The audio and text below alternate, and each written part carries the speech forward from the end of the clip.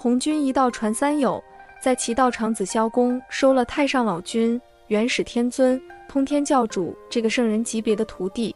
当此三人一成出师后，又都别开天地，另立乾坤，创建了属于自己的道场。其中太上老君将道场设在了大罗山上，并将道场命名为八景宫玄都洞，在此他收了玄都大法师一个徒弟。元始天尊将道场设在了昆仑山上，并将道场命名为玉虚宫，在此他收了包括南极仙翁、玉虚12仙、云中子、姜子牙、申公豹在内的共计16个门人。通天教主则将道场设在了金鳌岛上，并将道场命名为碧游宫，他的徒弟包括了多宝道人、金灵圣母、龟灵圣母、无当圣母等共计万名仙人。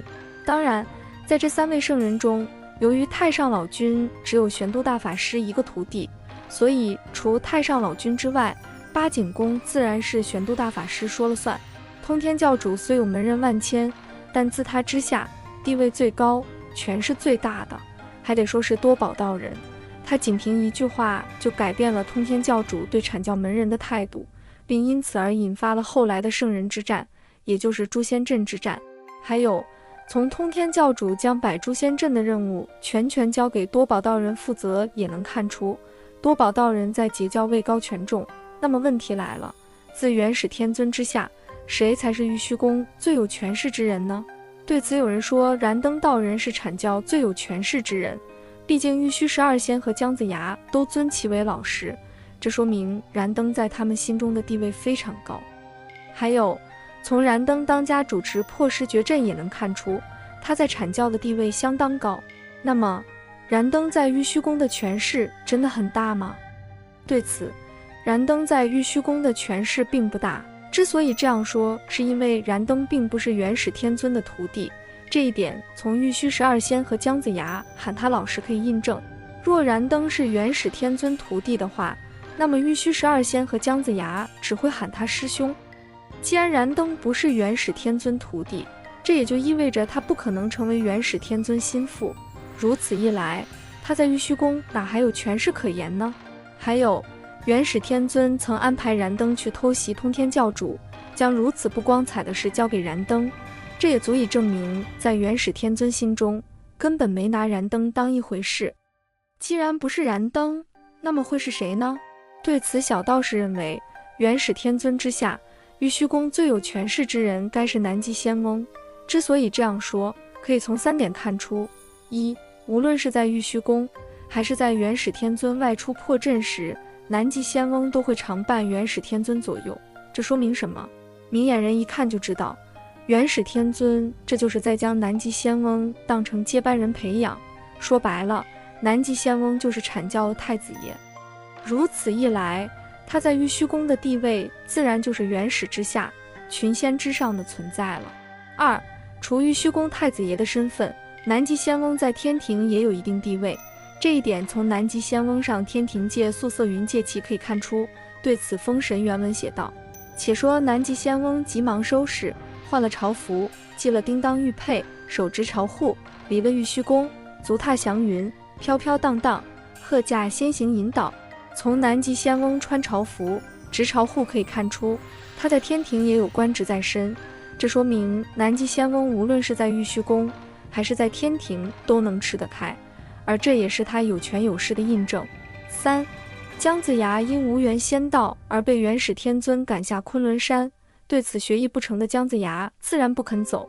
在这种情况下，元始天尊大怒，并以天命不可违去让姜子牙死心。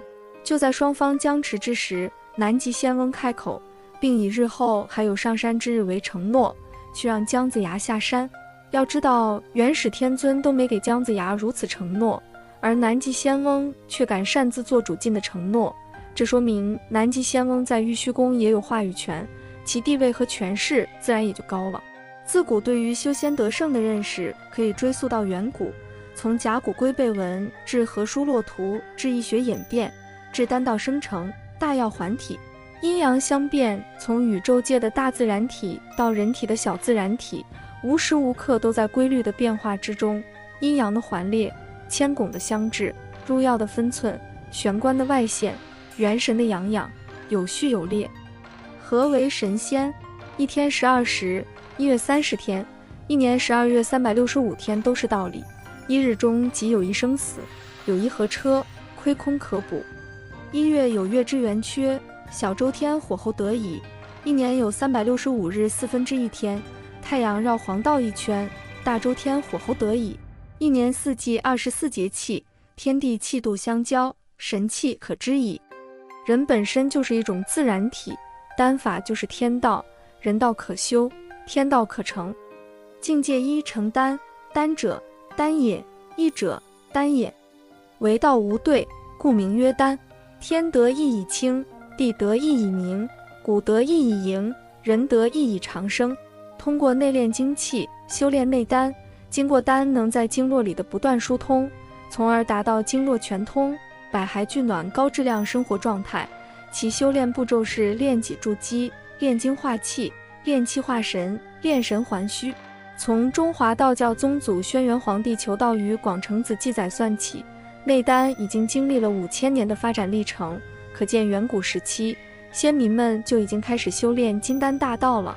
内丹修行就是积聚能量，疏通自身经络，练功时间越长，正气越多，病、邪、晦气等不干净气态自然逐渐减少，直至消失，从而内气充盈，病气无存，达到神清气爽的精神状态。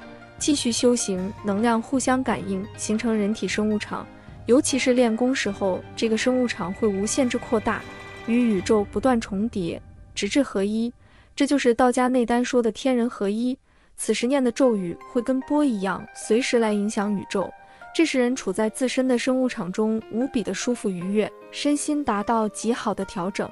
境界2成仙，加与日，不食者，不死而神。说文解字：仙，长生仙去，从人从山，是名老而不死曰仙。仙，迁也，迁入山也，故其至自人旁作山也。神秘性是东方宗教和东方传统文化的基本特征，也是道家所推崇的理想社会特征。社会依人的感受而存在，儒家重生理感受，故积极推行伦理社会；道家重生命感受，故强调清净社会。